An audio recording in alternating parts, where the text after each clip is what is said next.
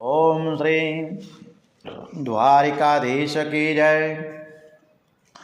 श्री गणपति महाराज की जय।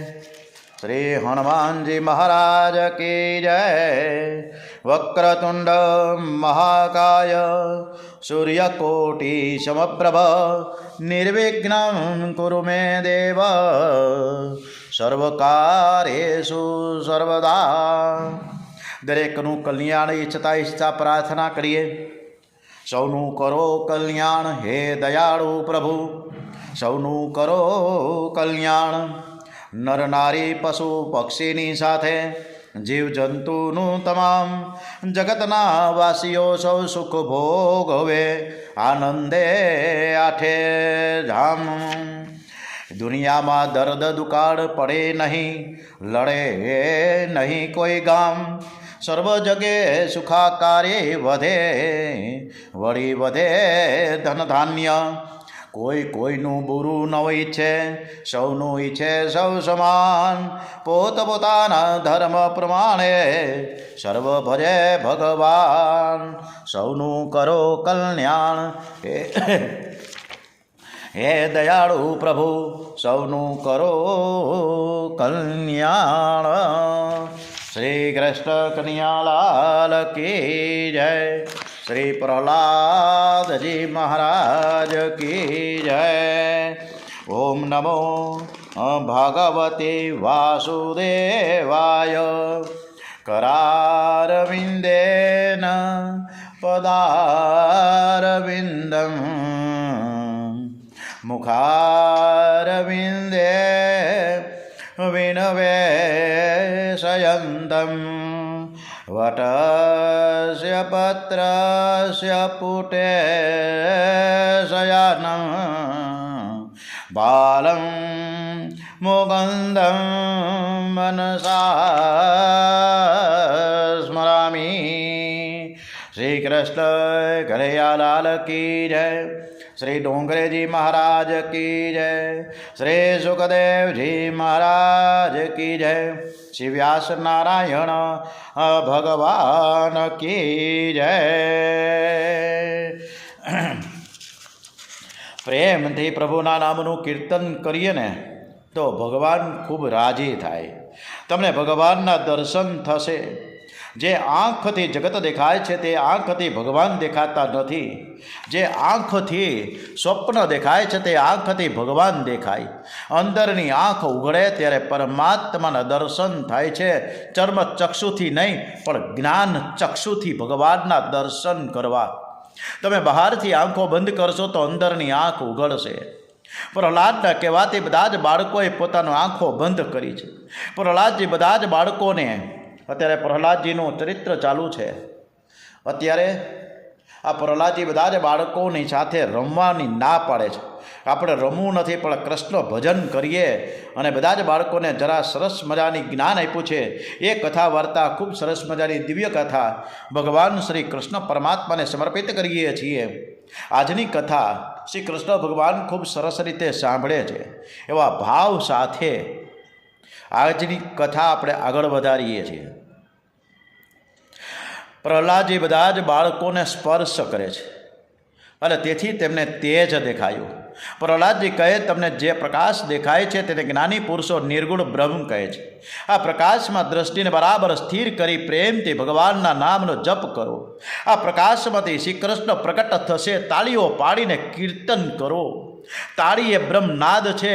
પ્રભુ કીર્તનમાં તાળી પાડવાથી નાદ બ્રહ્મ થાય છે। નાદ બ્રહ્મ અને નામ બ્રહ્મ એક થાય તો પરમ બ્રહ્મ પ્રગટ થાય છે। હરે કૃષ્ણ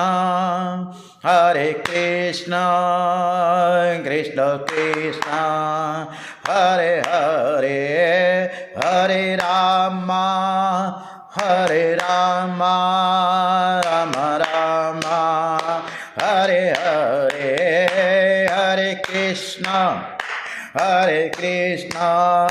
કૃષ્ણ કૃષ્ણ હરે હરે। કેટલાકને તાળી પાડતા પણ શરમ આવે છે, ત્યારે ભગવાનને ખોટું લાગે છે કે મેં બે હાથ આપ્યા છે પણ મારું ભજન અને કીર્તન કરતાં કરતાં તાળી પાડવામાં એને શરમ આવે છે. એ તો મારી ભૂલ છે કે મેં એને હાથ આપ્યા. આ માટે ભજન કીર્તનમાં જરૂર ને જરૂર તાળી પાડજો. પ્રહલાદજીએ તાળી પાડીને મધુર મહામંત્રનું કીર્તન શરૂ કર્યું છે અને એ સમયે તેઓ બધા જ જોડાયા છે.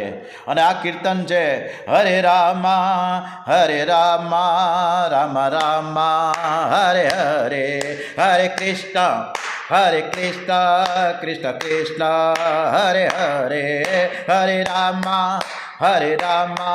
રામ રામા હરે હરે, હરે કૃષ્ણ કૃષ્ણ કૃષ્ણ હરે હરે. આ મહામંત્રનો જપ કરવામાં કોઈ વિધિની જરૂર નથી. ગમે તે સ્થિતિમાં નાયા પહેલાં, રાત્રે, અડધી રાત્રે, દિવસે, બપોરે, ગમે ત્યારે હાલતા ચાલતા જોડા પહેરતા પણ આ મંત્રનો જપ થઈ શકે છે. બાળકો જોર જોરથી ને તાળીઓ પાડતા ભાવ વિભોર બની ગયા. મહામંત્રના જપોનું કીર્તન કરી રહ્યા હતા. પ્રહલાદજી કૃષ્ણ કીર્તન કરતા કરતા અતિ આનંદમાં થઈ નાચવા લાગ્યા. શ્રી રાધા કૃષ્ણના દર્શન થયા.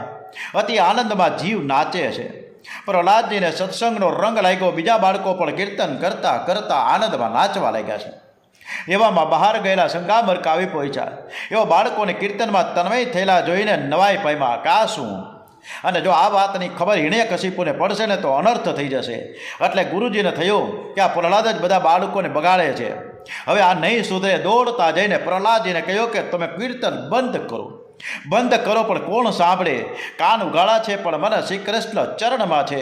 પ્રહલાદજી કાંઈ સાંભળી શકતા નથી. શંકામર્કે વિચાર કર્યો કે પ્રહલાદજીના બે હાથ પકડો ને એની તાળી અટકે તો પછી કીર્તન બંધ થશે. શંકામર્ક પ્રહલાદજીના બે હાથ પકડવા જાય છે. પ્રહલાદજીના રોમે રોમમાંથી કૃષ્ણ કીર્તન થતું હતું. આખું અંગ શ્રી કૃષ્ણમય હતું. શંકામર્કને પ્રહલાદજીનો જ્યાં સ્પર્શ થયો એને પણ ભક્તિનો રંગ લાગ્યો. અને શંકામર્ક પણ હરે કૃષ્ણ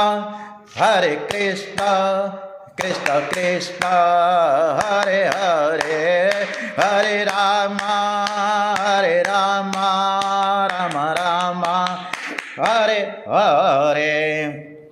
હિરણ્યકશ્યપને વિચાર આવ્યો કે ગુરુજી બાળકોને કેવી રીતે ભણાવે છે, આજે મારે જોવું છે. એમની જાણ કરવા એક સિપાહીને મોકલો. સિપાહી આવીને ત્યાંનું દ્રશ્ય જોયું છે. બધા જ બાળકોની સાથે ગુરુજી પણ નાચતા હતા. સર્વ સંકીર્તનમાં ભાન ભૂલા છે. ગુરુજી નાચે છે, ચેલાઓ નાચે છે, પ્રહલાદજી નાચે છે. સિવાય આ સિપાહી આવીને ગુરુજીને ત્યાં મહારાજ હમણાં જ આવશે બધું જોવા માટે એવા સમાચાર આપવા જ્યાં નજીક ગયો અને ગુરુજીનો હાથ પકડ્યો અને ત્યાં એને પણ ચેપ લાગી ગયો. સિપાહી પણ બધાની સાથે હરે કૃષ્ણ કૃષ્ણ કૃષ્ણ હરે હરે, હરે રામ રામ રામ હરે હરે સંકીર્તન કરવા લાગ્યો. સિપાહીને આવતા ઘણી વાર થઈ. હિરણ્યકશિપુએ બીજા સિપાહીને મોકલા અને બીજો સિપાહી પણ જોઈને નવાઈ લાગી કે આ બધું શું છે.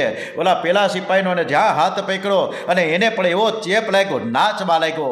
હરે કૃષ્ણ કૃષ્ણ કૃષ્ણ હરે હરે, હરે રામ રામ રામ હરે હરે. હિરણ્યકશિપુએ જેટલા સિપાહીને મોકલા ને આ બધાની દશા આવી જ થઈ. બધા જ હરે કૃષ્ણની ધૂન શરૂ કર્યું. છેવટે હિરણ્યકશિપુ જાતે આવ્યો. એને જોયો તો ગુરુ, ચેલા અને રાજ સેવકો બધા જ સંકીર્તનમાં તન્મય બનીને નાચવા લાગ્યા છે. હિરણ્યકશિપુને આશ્ચર્ય કે આ શું છે? બધા જ મારા શત્રુનું કીર્તન કરે છે. એણે ગુસ્સે થઈને જોરથી ત્રાળ રાખી આ બધું શું માંડ્યું છે, બંધ કરો. આખા આશ્રમમાં સાની ધમાલ માંડી છે.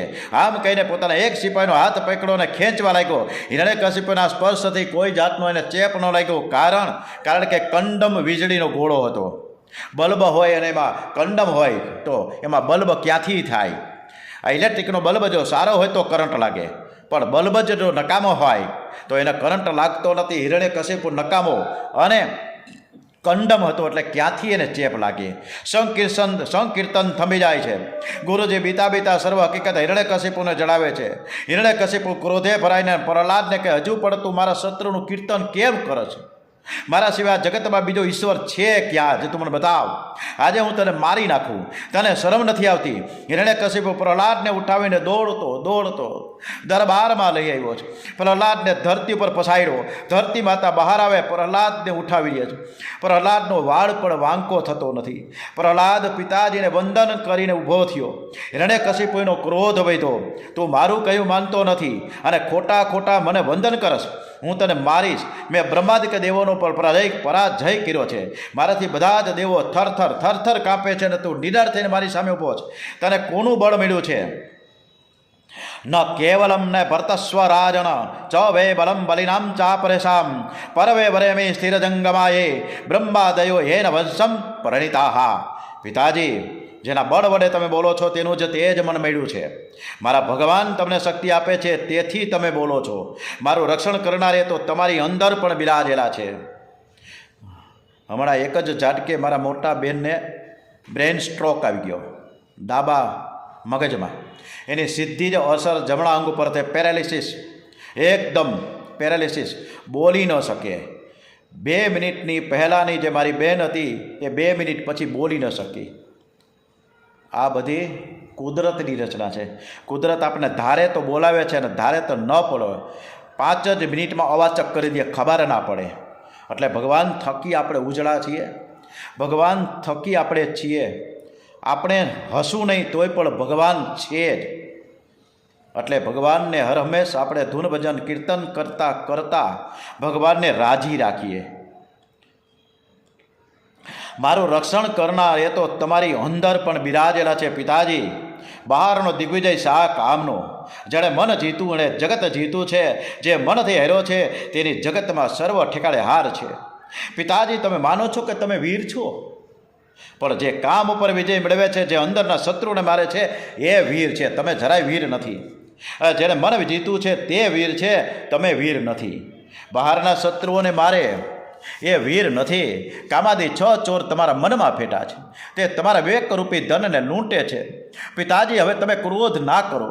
તમારા મુખ ઉપર મને મૃત્યુની છાયા દેખાય છે. રાગ દ્વેષને ત્યાગીને પ્રેમથી શ્રી કૃષ્ણ કીર્તન કરતા તમે તન્મય બનો ને, મરણ મંગલમય બનશે. અને હિરણ્યકશિપુની સામે એને હરે કૃષ્ણ કૃષ્ણ કૃષ્ણ કોઈ પણ જાતના ભય વગર એને હરિકૃષ્ણની ધૂન લગાવી. પરંતુ હિરણ્યકશિપુના એનો બોધ પણ ન લાગ્યો, ન કીર્તન લાગ્યું. એને હાથ ઉપર હાથ ઘસવા લાગ્યો. દીકરો થઈને બાપને ઉપદેશ આપે છે. ક્યારનો વિષ્ણુ નારાયણ કરસ છે? ક્યાં? તું મને બતાવ. તારું રક્ષણ કરનાર વિષ્ણુ ક્યાં બેઠો છે? તું મને બતાવ, અત્યારે ને અત્યારે બતાવ. પ્રહલાદજી કે પિતાજી, મારા પ્રભુ તો સર્વવ્યાપક તત્ર અને સર્વવ્યાપક છે. ક્યાં છે અને ક્યાં નથી એ તું શોધી લે ને. આ ભગવાન મારો ભગવાન છે, એ તમારામાં છે ને મારામાં છે. અહીં છે, તહીં છે ને સર્વત્ર છે. હિરણ્યકશિપુ બરાડ્યો છે. જો તારો વિષ્ણુ, તારો નારાયણ જો સર્વત્ર હોય તો પછી આ થાંભલામાં કેમ દેખાતો નથી? બોલ, તું બોલ. આ થાંભલામાં ભગવાન છે? કસ્માસ્તંભે ન દ્રશ્યતે. પ્રહલાદે કહ્યું કે હા, બિલકુલ, આ થાંભલામાં પણ મારો ભગવાન બિરાજન છે. તમારી આંખમાં કામ છે અને તેથી તમને ભગવાનના દર્શન થતા નથી. તમારામાં ક્રોધ છે એટલે તમને ક્યાંથી દર્શન થાય? પરંતુ મને ખબર છે કે આ થાંભલાની અંદર મારો ભગવાન બેઠો છે. હિરણ્યકશિપે કે હું આ થાંભલાને તોડીને તારા ભગવાનને મારી નાખું. હું મારા અખાડામાં જઈને 1000 મણની ગદા લઈ આવું છું. તું અત્યારે આઈને ઊભો રહેજે. આજે આ થાંભલો તોડી ફોડી નાખું અને અંદર નારાયણ તારો બેઠો હશે ને એને મારી નાખું અને પછી હું તને મારવાનો છું. હિરણ્યકશિપુ ક્રોધમાં દાંત કચકચાવતો દોડતો ગદા લેવા ગયો. પ્રહલાદજીનું હૃદય ભગવત ધામમાં પીગળ્યું છે. કૃષ્ણ કૃષ્ણ કૃષ્ણ કૃષ્ણ કૃષ્ણ કૃષ્ણ કૃષ્ણ કૃષ્ણ કૃષ્ણ કૃષ્ણ કૃષ્ણ કરતો બાળક દોડ્યો. આ તો પ્રહલાદજીના સત્વ ગુણ અને હિરણ્યકશિપુના તમો ગુણનું યુદ્ધ છે. સત્વગુણ મળે અને તમોગુણ મળે છે. સત્વગુણ વધે એટલે પરમાત્મા પ્રગટ થાય. પ્રહલાદ કૃષ્ણ કરતા સ્તંભને ભેટી પીડ્યા. અંદર અને બહાર મારા વિષ્ણુ બેઠા છે, પણ બાળક છે તે મનમાં થોડી શંકા થઈ. આ થાંભલો ભરેલો છે, ઘન છે, નકોર છે, તો આ શું થાંભલામાં મારો ભગવાન છે? મારું વચન સત્ય કરશે, મારા માટે થાંભલામાંથી પ્રગટ થશે. આજે હું ભગવાનને વિનંતી કરું કે તમે આ થાંભલામાંથી પ્રગટ થાવ, અને જો થાંભલામાંથી તમે પ્રગટ નહીં થાવ ને તો મારા ભગવાનને સર્વવ્યાપક કોણ કહેશે? પ્રહલાદજીએ ધીરે રહીને થાંભલાની આગળ કાન માંડ્યા છે, અને એમાંથી ગોરોરો કરતા અવાજ આવ્યો. એને ખાતરી થઈ ગઈ કે મારા ભગવાન અંદર બિરાજેલા છે. એ હર્ષિત થઈ થાંભલાને વળગી પડ્યા છે. અંદરથી આશ્વાસન મળ્યું કે હું અંદર બેઠો છું, જરાય ચિંતા ન કર, હું તારું રક્ષણ કરીશ. બાળક આનંદમાં આવીને કીર્તન કરતો નાચવા લાગ્યો છે. હરે કૃષ્ણ કૃષ્ણ કૃષ્ણ હરે હરે, હરે રામ રામ રામ હરે હરે. અને ત્યાં જુસ્સા ભેર હિરણ્યકશિપુ 1000 મણની ગદા લઈને આવે છે કે બતાવ તારો ભગવાન ક્યાં છે? પ્રહલાદજી નિડર થઈને કહે છે કે આ થાંભલામાં મારા નારાયણ બિરાજેલા છે. અતિશય ક્રોધમાં આવીને હિરણ્યકશિપુએ થાંભલા પર જેવો જોરથી મુષ્ટિ પ્રહાર કર્યો, અને ત્યાં જ થાંભલામાંથી નરસિંહ ભગવાન ગોરોર કરતા એવા મહાભયંકર અવાજ કરતા પ્રગટ થયા. એમનું મુખારવિંદ સિંહના જેવું છે, શ્રી અંગ માનવના જેવું છે, આંખો લાલ છે, દાઢો ભયંકર દેખાય છે. એના અવાજથી થરથર ધરતી ધ્રુજવા લાગી. આ પ્રલય છે કે શું? દેવો ગભરાયા. હિરણ્યકશિપુને ખાતરી થઈ ગઈ કે આ મારો કાળ આવ્યો છે. પ્રભુએ 2 હાથ લંબાવીને નીચે ઉભેલા હિરણ્યકશિપુને ઉઠાવી પોતાના ગોદમાં લઈને ઉંબરાની વચ્ચે બેઠા, અને પછી કહે કે બોલ, તું બોલ, અત્યારે તું છો ક્યાં? અત્યારે શું છે તું બોલ? અત્યારે દિવસ છે કે રાત્રિ? પૃથ્વી છે કે આકાશ? તને ઘરની બહાર તું છો કે અંદર છો? ઘરની અંદર છો, તું બોલ ક્યાં છો? અત્યારે હું તને ઉંબરામાં મારીશ, અને એ પણ અસ્ત્રથી નહીં, શસ્ત્રથી નહીં, મારા તીક્ષ્ણ નખથી મારીશ. ગભરાયેલો હિરણ્યકશિપુ એક અક્ષર પણ ના બોલી શક્યો. નરસિંહ ભગવાને તીક્ષ્ણ નખ વડે હિરણ્યકશિપુને ચીરી નાખ્યો. ત્યારે દેવો અને ગંધર્વો વગેરે બોલીએ શ્રી નરસિંહ ભગવાન કી જય, શ્રી વિષ્ણુ પરમાત્મા કી જય, ઓમ શ્રી દ્વારિકાધીશ કી જય, ઓમ શ્રી પ્રહલાદજી મહારાજ કી જય. આ એક જ એવો અવતાર છે નરસિંહ ભગવાનનો કે જે ભક્તના રક્ષણ માટે અવતાર ધારણ કર્યો છે, અને એ પણ આખું અંગ વિચિત્ર કરી રાખ્યું. સિંહ જેવું મુખારવિંદ, બિહામણું શરીર ધારણ કરીને ભગવાન પ્રગટ થયા છે. મનુષ્યના દુઃખનું કારણ દેહાભિમાન છે. શરીર એ ઘર છે, શરીર ઘરની અંદર જીભ છે ને ઉંબરો છે, તે અંદર ન કહેવાય કે બહાર પણ ન કહેવાય. અભિમાનને મારવો હોય તો જીભ ઉપર ઠાકોરજીનું નામ રાખો. પોતાના ભક્ત પ્રહલાદનું વચન સત્ય કરવા અને પોતાની સર્વવ્યાપકતા સિદ્ધ કરવા ભગવાન શ્રી વૈશાખ સુદ 14ના દિવસે કાષ્ટના સ્તંભમાંથી બોલીએ શ્રી નરસિંહ ભગવાન કી જય પ્રાગટ્ય થયું છે. પંજાબના મુલતાન શહેરમાં હિરણ્યકશિપુની રાજધાની હતી. ત્યાં નરસિંહ સ્વામીનું પ્રાગટ્ય થયું. આથી પંજાબના લોકો પોતાની નામની પાછળ સિંહ લગાડે છે. એવો સિંહ જેવા બળવાન છે. પંજાબના લોકો આજે પણ શક્તિશાળી છે. ગુજરાતના લોકો તો બકરી જેવા થવા લાગ્યા છે. ભૂસું ખાઈને ઉપર ચા પીએ, એનામાં શક્તિ ક્યાંથી આવે? પંજાબના લોકો તો 2 લોટા તો દૂધ ગટગટાવી જાય. અને ત્યારે ભગતસિંહ જેવા દેશની સેવા કરવા માટેના આવા નવજુવાનો પેદા થાય. નરસિંહ ભગવાને થાંભલામાં ગોરોર અવાજ કરીને જગતને બોધ આપ્યો કે ગુરુ વગર ભગવાનના દર્શન થવા દુર્લભ છે. દરેક સાધન કરો, વિવેક વૈરાગ્ય વગેરે કેળવો, પણ જ્યાં સુધી કોઈ ગુરુની, કોઈ સંતની કૃપા થતી નથી ત્યાં સુધી મન શુદ્ધ થતું નથી, ભગવાન મળતા નથી. ગુરુ જ જીવને સંસાર સાગરમાંથી પાર ઉતારે છે. નામદેવને પણ ગુરુ વગર જ્ઞાન થયું ન હતું. આજકાલના લોકો પુસ્તકો વાંચતા પથારીમાં પડ્યા જ્ઞાની થઈ જાય છે. એમને ગુરુની જરૂર જ નથી. બ્રહ્મચર્ય પાળવાની જરૂર નથી, મૌન રાખવાની જરૂર નથી, સંત સેવા કરવાની જરૂર નથી, સદાચાર પાળવાની જરૂર નથી. આમાં એને ભગવાન ક્યાંથી મળે ને ગુરુ ક્યાંથી મળે? એકવાર મહારાષ્ટ્રમાં બધા જ સંતો ભેગા થયા.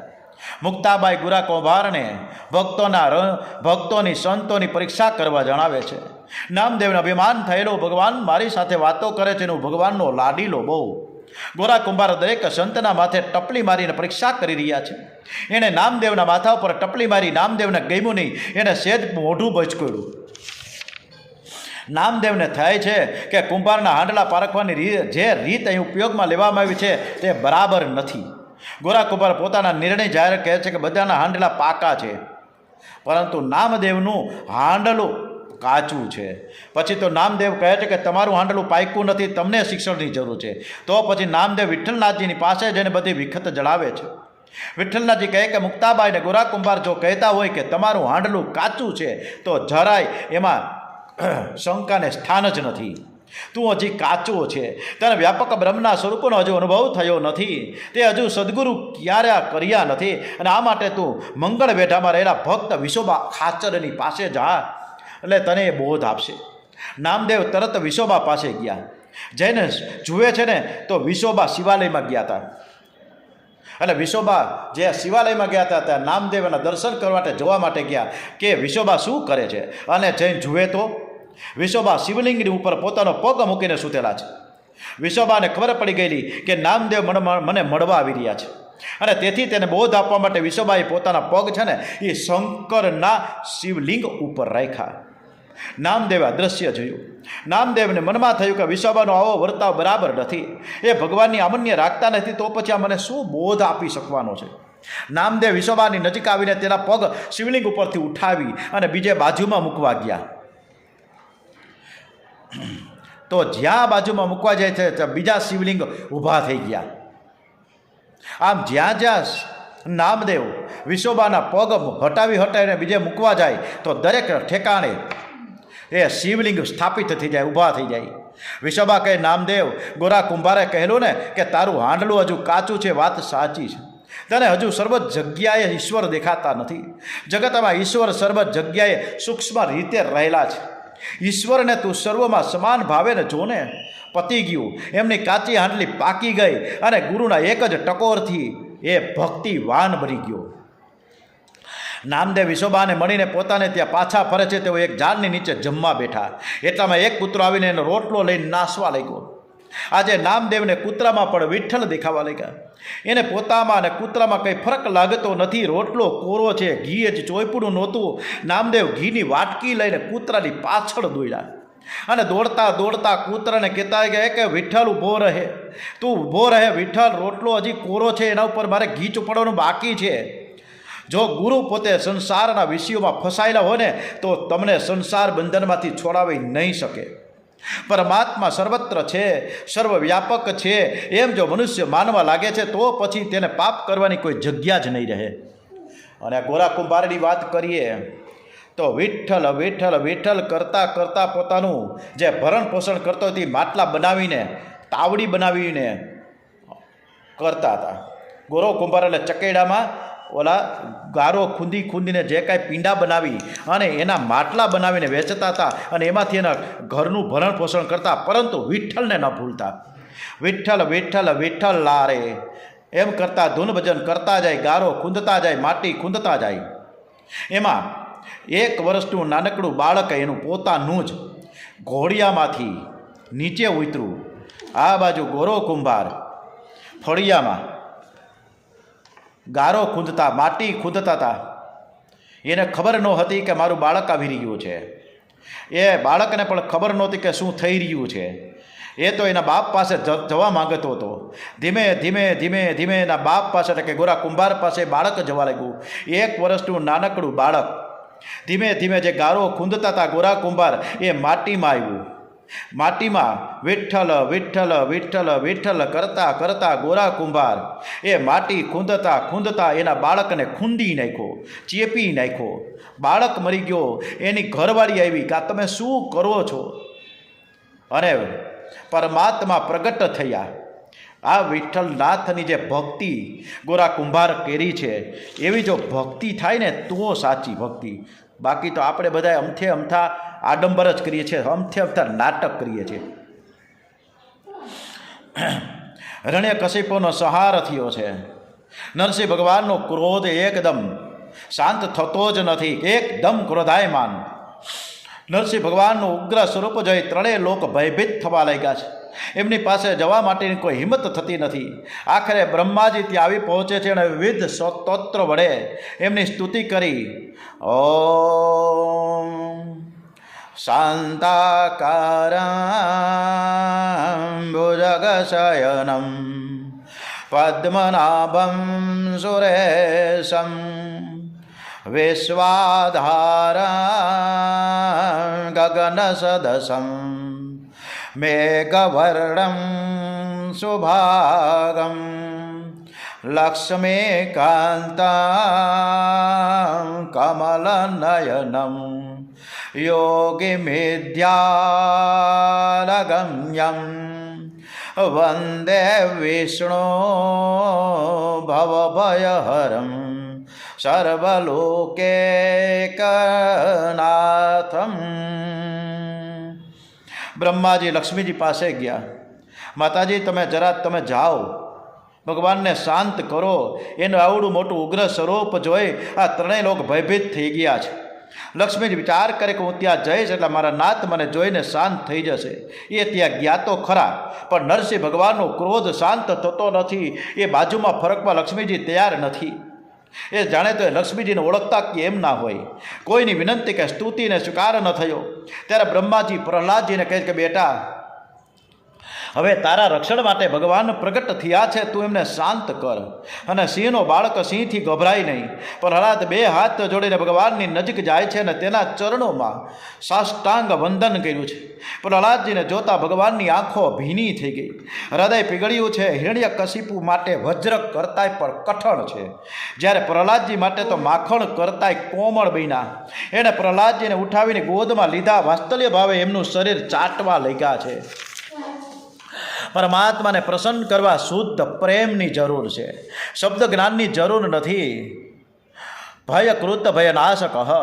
ભગવાન દુષ્ટોને ભયકારક અને ભયરૂપ છે, ત્યારે ભક્તોને માટે તો ભક્તોના ભયનું હરણ કરનારા છે. નરસિંહ ભગવાને પ્રહલાદનું માથું સૂંઘ્યું, પીઠ ઉપર હાથ ફેરવો, પ્યાર કરવા લાગ્યા. બેટા, તું બહુ કોમળ છે. તારા પિતાએ તને બહુ ત્રાસ આપ્યો છે, તું ઘણો દુઃખી થઈ ગયો.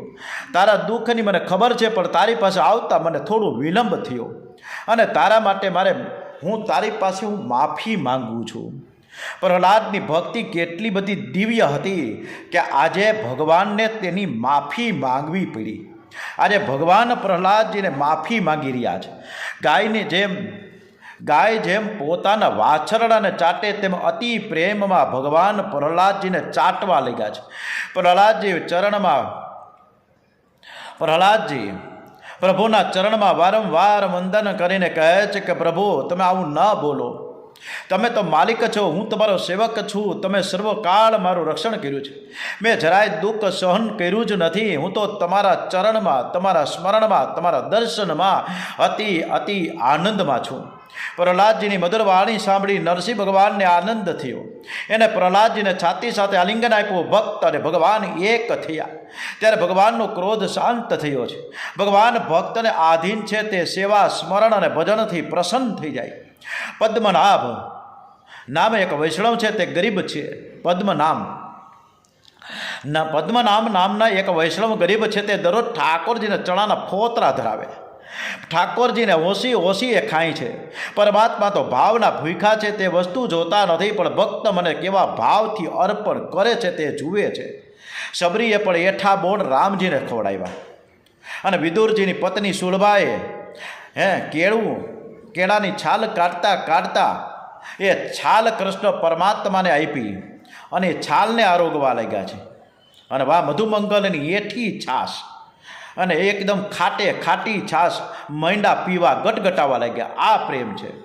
પરમાત્મા પ્રહલાદજીનું વચન સત્ય કરવા માટે જગતમાં હું સર્વ ઠેકાળે રહેલો છું, એ પોતાની સર્વ વ્યાપકતા સિદ્ધ કરવા માટે થાંભલામાંથી નરસિંહ ભગવાન રૂપે પ્રગટ થયા છે. પરમાત્મા સર્વકાળ અને સર્વ ઠેકાળે બિરાજેલા છે. એવા જેનો અનુભવ થાય છે તે કદી પાપ કરતો નથી. પણ આવો અનુભવ કરનાર કેટલા? પરમાત્માના વ્યાપક સ્વરૂપનો અનુભવ કરે તો તે ઘર વૈકુંઠ બની જાય છે. એના ઘરમાં ઝઘડા થાય નહીં, તેના હાથે પાપ ન થાય. સર્વમાં પરમાત્મા નિહાળો, માતૃદેવો ભવ, પિતૃદેવો ભવ અને પરસ્પર દેવો ભવ. પરસ્પરમાં પરમાત્માને જુઓ. લોકો એકબીજાને મળે છે ત્યારે રામ રામ કહે છે, એટલે કે મારામાં રામ છે ને તારામાં પણ રામ છે. ઈશ્વર સર્વવ્યાપક છે, સર્વમાં છે એમ જાણવાથી કંઈ લાભ થતો નથી, પણ ઈશ્વર સર્વમાં છે એમ જાણીને તે પ્રમાણે વ્યવહાર કરવો જોઈએ. ભગવાનને ચંદન પુષ્પ અને અર્પિત કર્યા એટલે કંઈ ભક્તિ નથી થઈ જતી. ભક્તિ એ શું છે? સર્વમાં ભગવત ભાવ રાખવો એ ભક્તિ છે. મૂર્તિમાં જેવો ભગવત ભાવ રાખો છો તેવો સર્વત્ર રાખો. ઈશ્વર સર્વમાં બિરાજેલા છે એવો જે અનુભવ કરે છે તેનું જીવન ધન્ય બની જાય. મનથી નક્કી કરો કે મારે પ્રત્યેક વ્યવહારને ભક્તિમય બનાવવો છે. જેના વ્યવહારમાં દંભ છે, અભિમાન છે અને ભક્તિમાં આનંદ આવતો નથી, હું જે કરું છું એ બધું જ મારા ઠાકોરજીને જુએ છે એમ માનો. ભક્તિ ફક્ત મંદિરમાં જ થઈ શકે એવું નથી. કોઈ પણ સ્થળે ભક્તિ થઈ શકે છે. વેપાર એ પણ ભક્તિ છે. વ્યાજબી ભાવે નફો લેવો એ પણ એક વેપારીનો ધર્મ છે. વેપારી ગ્રાહક સાથે વાતો કરે છે ત્યારે પરમાત્મા સર્વમાં વ્યાપક છે, રહેલા છે તે ભૂલી જાય છે. તેથી વેપાર પણ વ્યાપાપ રૂપ થઈ ગયો છે. કેટલાક લોકો દુકાનમાં ઠાકોરજીનું સ્વરૂપ પધરાવે છે, દીવો કરે છે, સારું છે, પણ જ્યારે તે દુકાનમાં બિરાજેલા ઠાકોરજી નિરૂબરમાં પાપ કરવા લાગે ને, એટલે કે 5નો માલ 25માં વેચે અને કહે કે હું તો પડતર ભાવે વેચું છું, અને ત્યારે ભગવાન પર ઠપકો આપે. આ બિલકુલ વ્યાજબી નથી. ઈશ્વર સર્વવ્યાપક છે એ આપણને જોઈ રહ્યા છે. વેપારને ભક્તિમય બનાવો. ઓમ શ્રી કૃષ્ણ કનૈયાલાલ કી જય, દ્વારિકાધીશ કી જય. ઓમ નમો ભગવતે વાસુદેવાય. શ્રી ભાગવત ભગવાનજી મહારાજ કી જય. શ્રી ડોંગરેજી મહારાજ કી જય. ઓમ શ્રી સુખદેવજી મહારાજ કી જય. આજની કથા ભાગ 15મો આજે પૂર્ણ કરીએ છીએ. આ કથા જો આપને બધાને આનંદથી સાંભળતા હોય અને બહુ મજા આવતી હોય તો મને કોઈ પણ પ્રકારનું લાઈક કરવાનું નથી કે સબસ્ક્રાઈબ પણ કરવાનું નથી. જે કંઈ લાઈક કરશો, જે કંઈ સબસ્ક્રાઈબ કરો તો ભગવાનને કરો, દ્વારિકાધીશને કરો, પ્રભુ પરમાત્માને કરો, મને નહીં, બિલકુલ નહીં. બસ રાજી ખુશીથી આપણે બધા સાંભળીએ કથા. આવતીકાલે ફરીથી મળીશું. કૃષ્ણ કનૈયાલાલ કી જય.